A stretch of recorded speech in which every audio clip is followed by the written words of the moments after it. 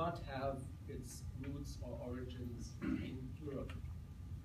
Origins and roots are outside of Europe, but are in a greater vicinity of Europe than they are of the US vicinity. But nevertheless, there is a responsibility not only for Europe and the European Union, there is responsibility at least also for the United States, and maybe on a global level to solve the crisis.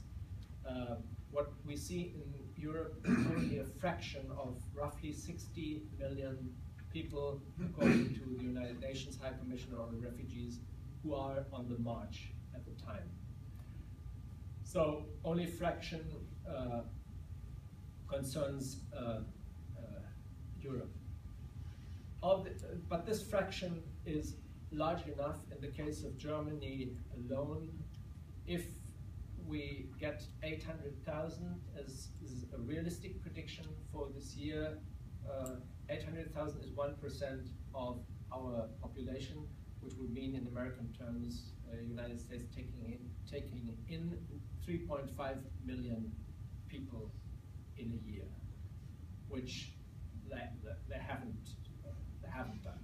Not even with illegal immigration, which is a big topic not only in the Republican campaign. Anyway, that is a huge problem. We can do certain things, and they have to do with money. Foremost, we have to increase the budget of international organizations, foremost the United Nations High Commission on Refugees, the European Union, and the G7 have just talked about that. And I think there's a G7 commitment. Of course, the United States is part of G7 to maybe add up to 1.7 billion dollars, I guess it is, to the budget of the UNHCR, because that will help to alleviate the situation in the refugee camps around Syria, which is the most, the largest, which produces the largest contingent of refugees at the moment. Then there is obligation for all states, according to the Geneva Convention, to take in refugees.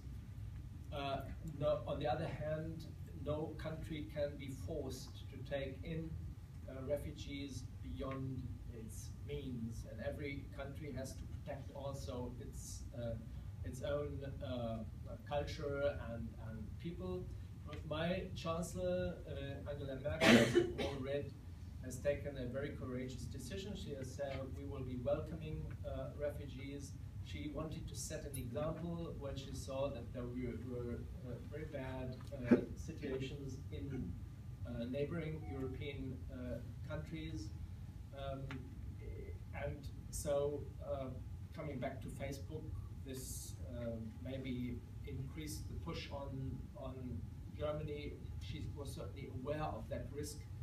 A few weeks, 2 weeks actually later, we had to say, now we have to put a little brake on this, because we got into a situation which was comparable to, I mean, we are a little farther away from Chicago than Milwaukee here, but Soldier Field and the Bears, I think, are something that most of you sports enthusiasts know. So capacity crowd of Soldier Field is 61,500, and that was the number that reached Munich train station in 2 weeks alone.